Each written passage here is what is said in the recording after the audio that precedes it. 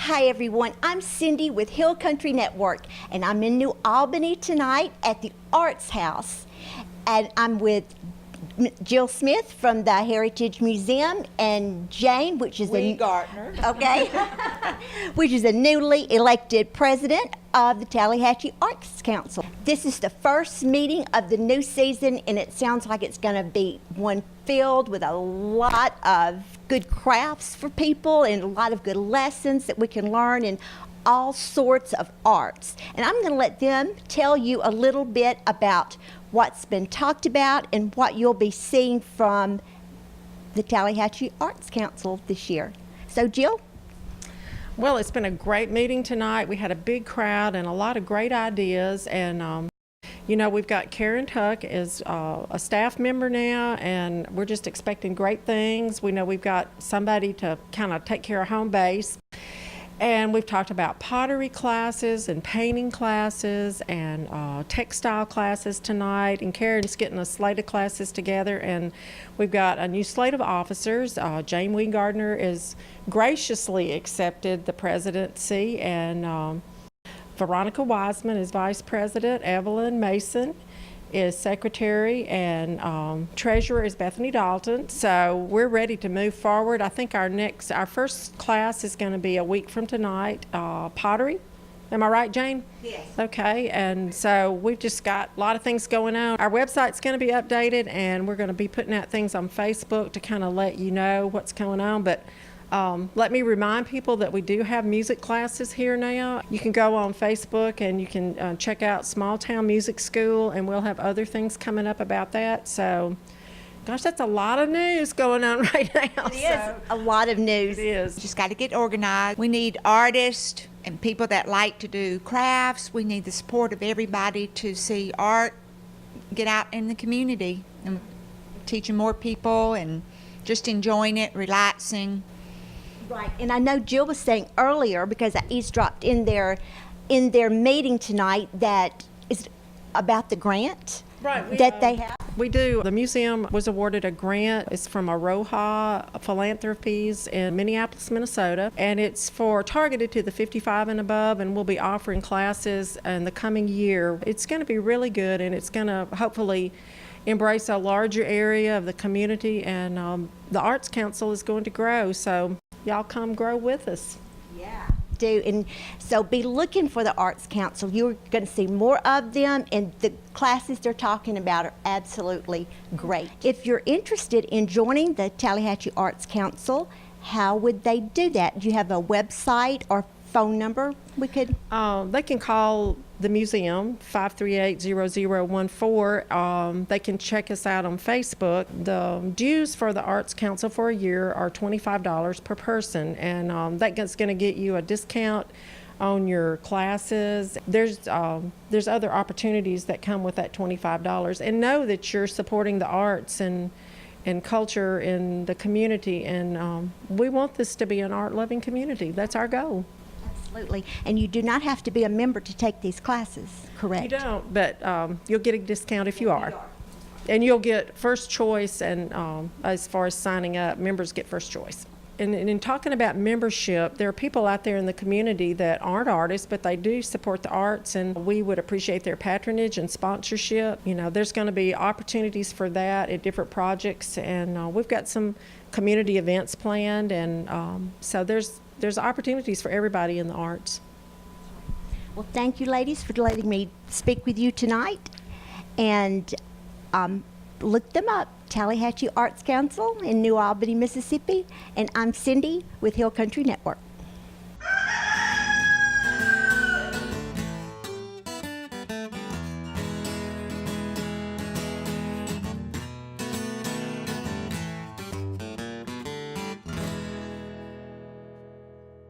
I'm here at Holiday Street talking to a bunch of the ladies that are working here and have been involved with it. I just hope you enjoy the interview. What's your name, please? Jamie Simmons. How long have you been involved with Holiday Street? About 25 years. That's a long time. And what do you do here? Do you have a booth? No, the kitchen. So you're one of the organizers. Well, organized food, what we're going to have and everything. What would you like to tell us about Holiday Street? Well, it's nice. If you want to get involved, you should come out. We have the Quilting Club, you know, and that's how this came about. Marietta Collins. I am the president of our Quilting Club and a member of the Mississippi MHV here in New Albany. We have this Holiday Street every year. I've been a member for 24 years, I believe it is. We sell chances on a quilt every year, and the funds that we get go towards materials that we buy. When we make our quilts, we give them to people that are really sick if they had a house burn or something like that. Well, we have vendors. Different vendors have different things, so they can walk through and buy whatever, and we sell meals. Tuesday, we have dressing dinners, and on Wednesdays, we have the soup and cornbread. But all our monies go towards helping our community. So they can come in, and if they want to set up a booth, they can. Just for the 2 days, it's $10, and you know they can sell whatever they make or whatever they sell. They're welcome to do it. People ought to come out and bring their children to see it. It just warms your heart.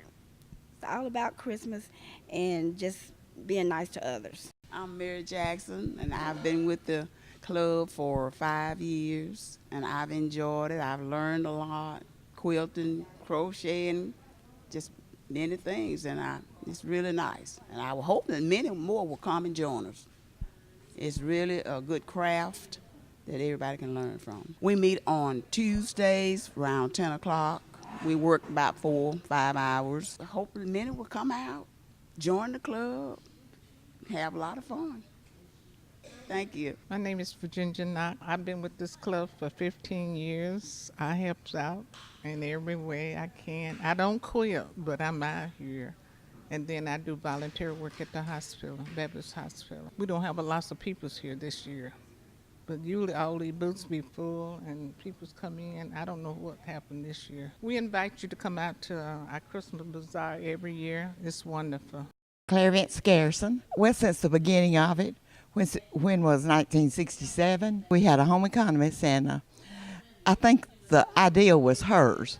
And when we first started, we had 16, I think, clubs, and each one of the clubs would decorate a tree, and then we gave a demonstration. Maybe it was on cooking a food or whatever, and we did it in our booths. It was very, very successful back then. Of course, now, so many of the people have died, and we don't have any young ones that's interested in it, doesn't seem like. This is what it's down to now, but we're proud of it. We're proud that it's progressing as well as it is. This is the country store.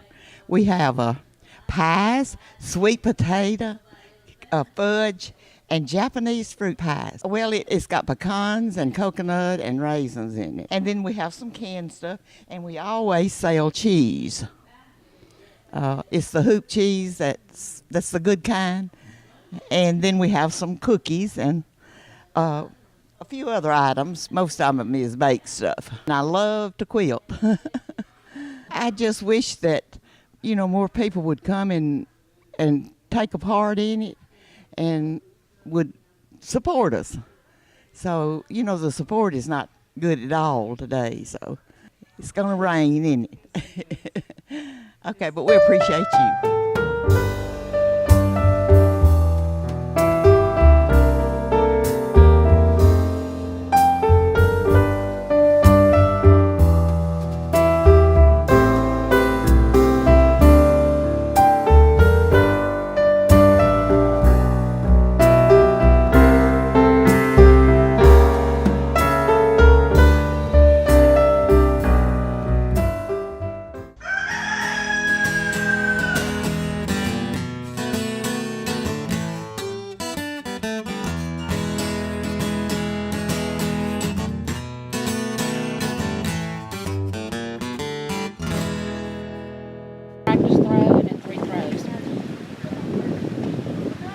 What's the furthest it's been thrown? This morning so far is 29 feet.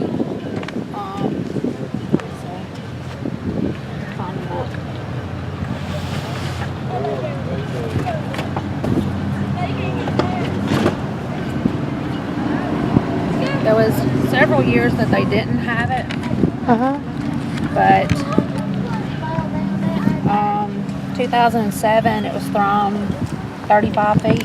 Wow. With a 51 and up. Can I take a picture of that? Sure. Riley, get down from there.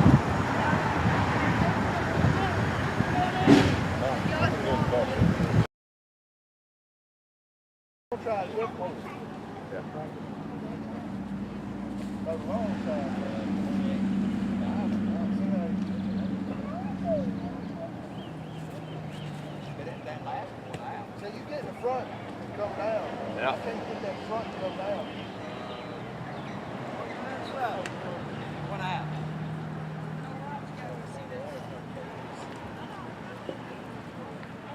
The road's killing. I think I'm gonna get you this time.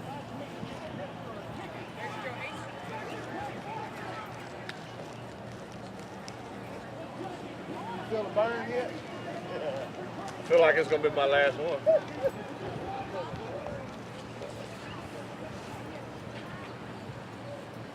Where is they beating them 14-6? That is.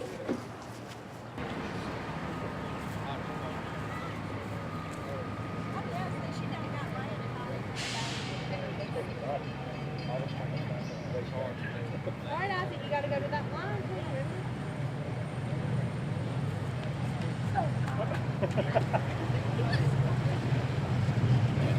You got it, Callie. Over there, Coach. Go. Callie, put your hand over the end there.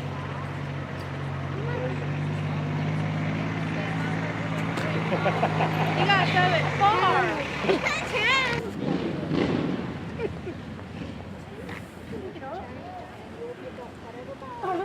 Pretty hard to see.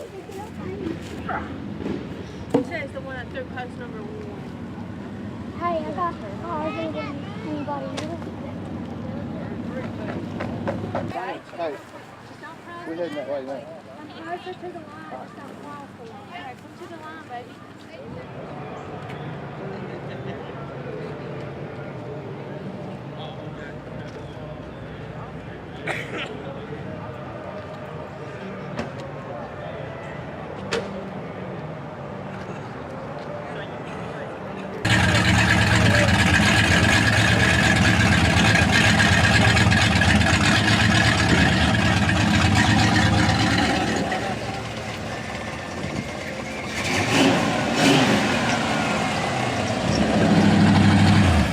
Outside the general store, they said yes, she's been here, but their memory wasn't clear.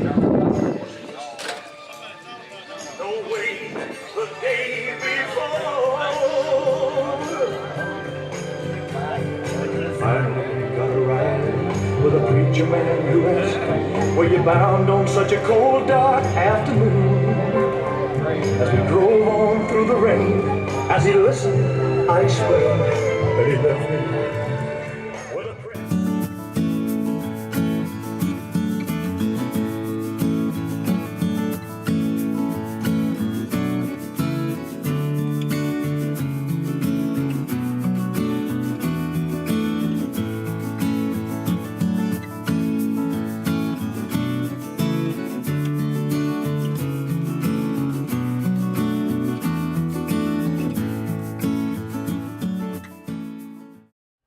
I'm Bob McGee from Pontotoc. I'm directing the Tour de Bodock bicycle rides. We have 4 different rides, everything from a 10K, which is 6 miles, to a 20 mile, to a 50K, which is 31 miles, and the long one is 100K, 62 miles. We ride from Pontotoc. One of the events goes all the way to New Albany and comes back to Pontotoc. One turns off the trail and rides hills all through the north part of the county. And then the long ride goes south as well, and it gets to Algoma and makes a big loop through the beautiful countryside of South Pontotoc County. We've had 164 people enter. That's a new record. It's the largest event that has ever been held on the Tanglefoot Trail, so we're very proud of that. The entry fees and sponsorship fees, all of our net revenue goes directly to the Tanglefoot Trail for maintenance. It's very expensive to maintain the trail, as you may know, and so any donations that we get help to keep the trail nice. The Tanglefoot Trail, as most people around here know, is 43 miles long, a little bit over that. It's paved and 10 feet wide, and you get to see parts of the county that you've never 3 counties that you've never seen before unless you were on a train, which would have been a long time ago. It brings people from all over the place who come and visit who've never heard of Pontotoc before. I've met people from Munich, Germany, met people from South Africa, England, Canada, and I don't meet 1% of the people who come here, so who knows where all they're coming from. So it's just been a real blessing to the community. The city is developing this, as you probably can see. We have just opened a new walking track that's just over 1/3 of the mile long, and they brought in an antique bridge that they installed here and paved a trail around it. My wife and I grew up here, moved away. We were gone 40 years, and when we moved back, this area down here was rough and it was a mess. That was just 4 years ago. If you went back 2 years ago, it didn't look anything like this. And so Pontotoc got a grant and has been working with that and with other city funds to develop this. And it's really becoming a focal point and a showcase for the city. The one thing that would help is if we had more motels around here, and I'm told that there are plans for one that will be added soon, and then there's thought that that's going to bring a second one they're having discussions with, so we're hoping that occurs.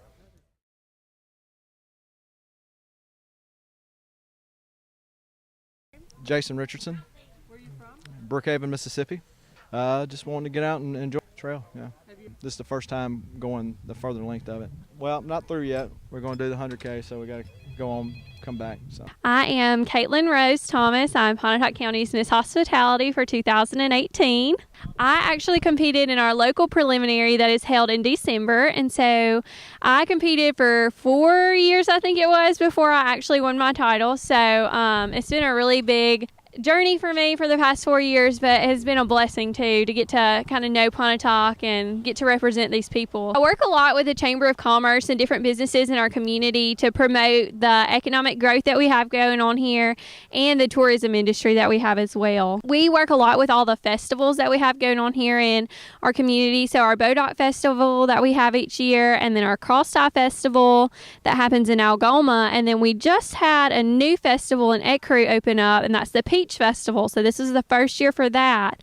So we're very excited and very fortunate to have so many great things going on for family involvement here in our community. Well, I grew up in Pontotoc. I've been here all 22 years of my life, and there's no place else I would rather live. I am at the Bodock Festival's Tour to Bodock. So that's our bike ride that we have with our Bodock Festival, and I'm here just kind of encouraging people to finish out their ride and handing out awards for those that do finish. Pontotoc is one of the greatest places to raise your family, and we have so many things going on here that are family oriented. We're conveniently between Tupelo and Oxford, so we're a great town to just raise a family and retire, and we have 3 incredible schools, so we are really a family oriented place.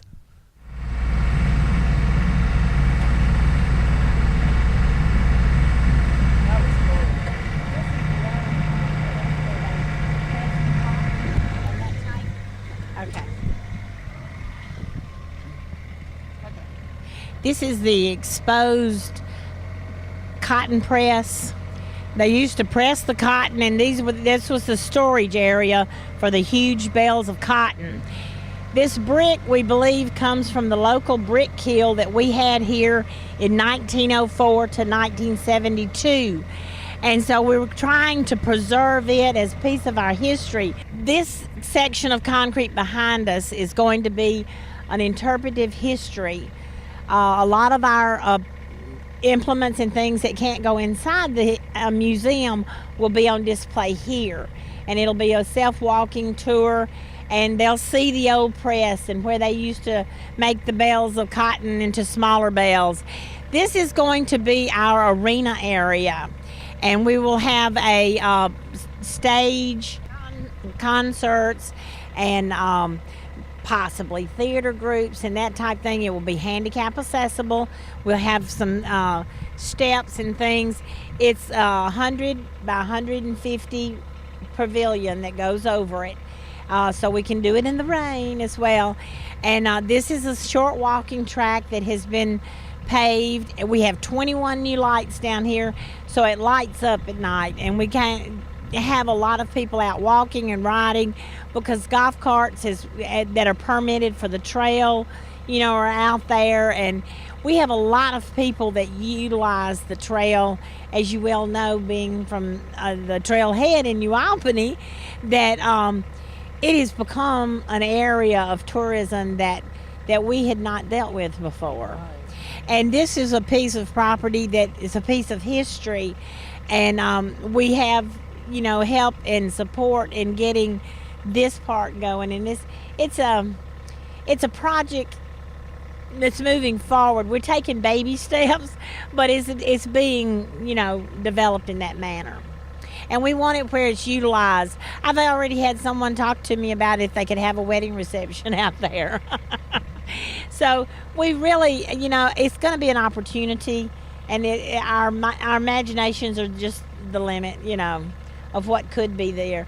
But it drives a healthier community.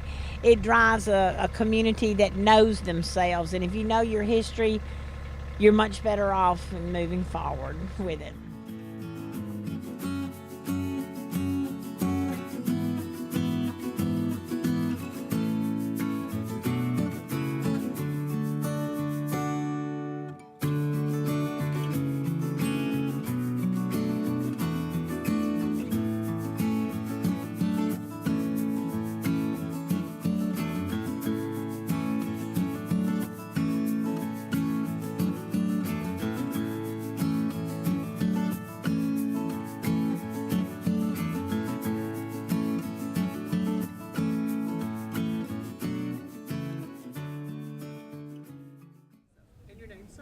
George Stigall. I'm working for the train right now, train ride at Bodock. It's been here 25 years, In 1992, the chamber asked me to see about starting a festival. And I learned years ago that the first step in learning is to admit your ignorance. And I didn't know anything about a festival. But I got a committee together and we went to work. Ironically, we started out as a furniture festival.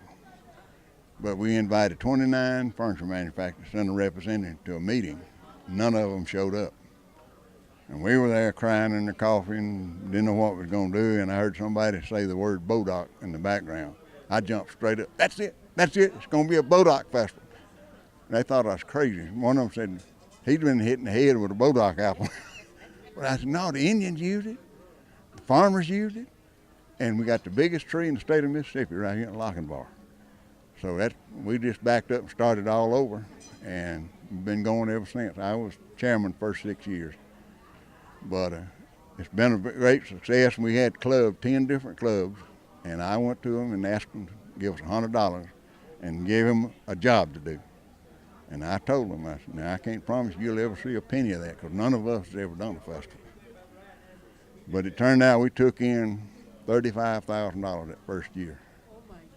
And I was just asking the good Lord to let us break even.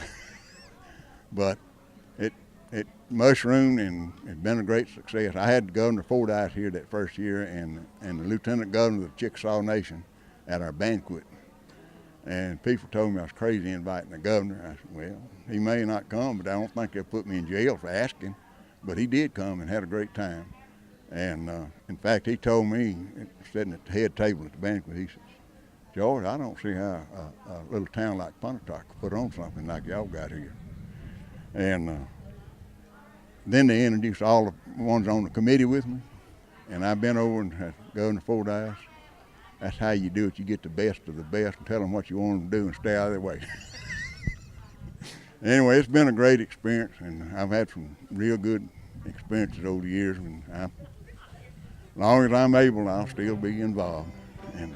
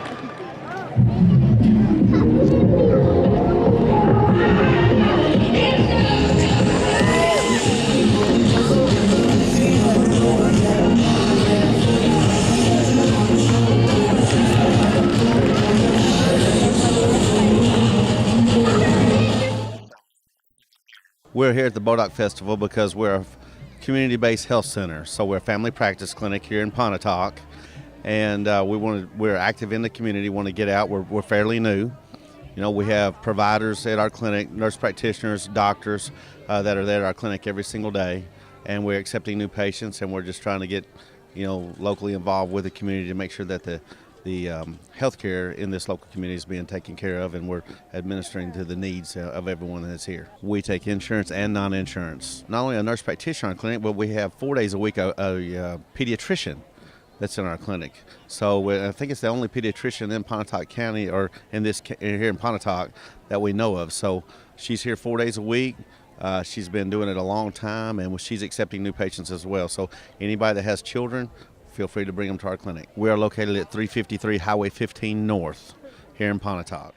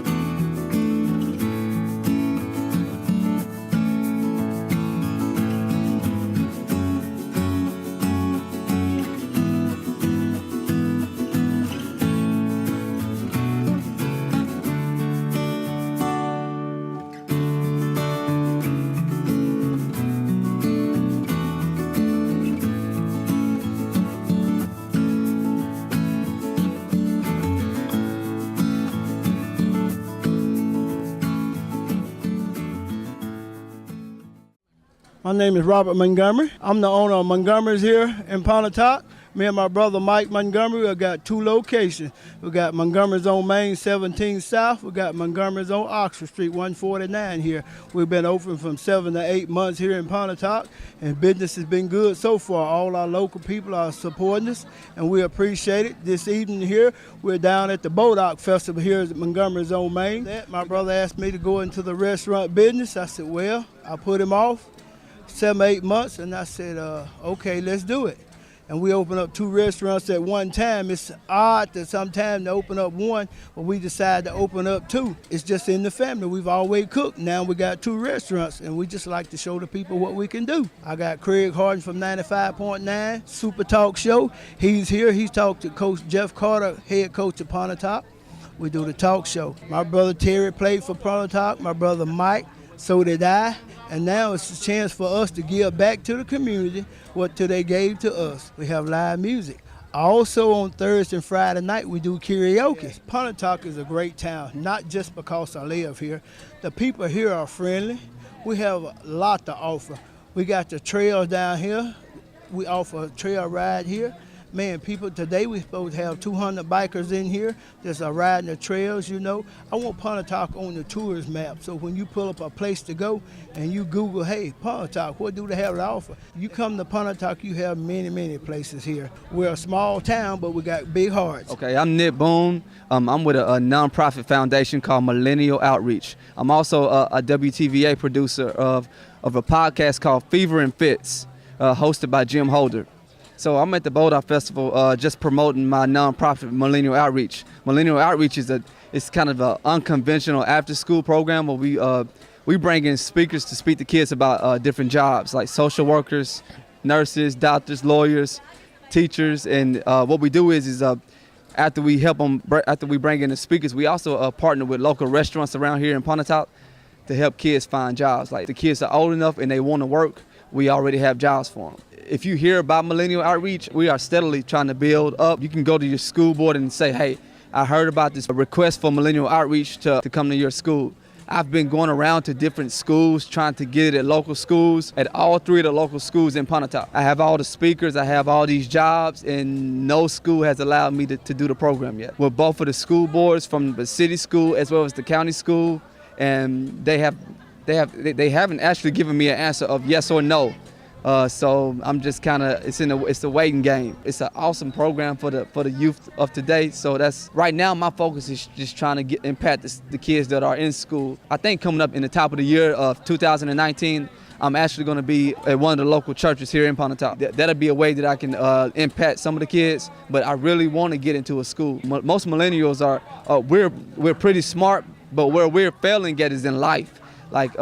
We're real good in algebra, history, science, but we're failing in life skills. That's what we struggle at, is in life after school. A lot of kids are graduating high school with A's and B's and then going on to college and then graduating college and then going home back home to live with the parents.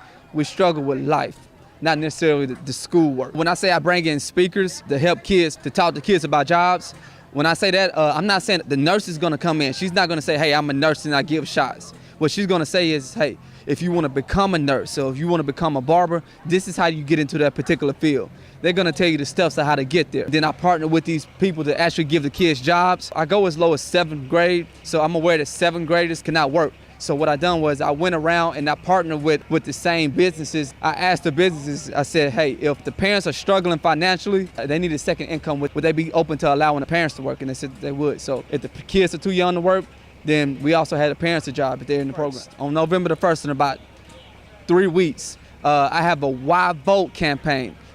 This is the first time I'm actually speaking about it. It's a Why Vote campaign. Millennial Outreach Foundation is bringing in all the local judges from Mississippi that are running for election. And they're gonna be at the Pontotoc Junior High Auditorium at 6 p.m. The event is free.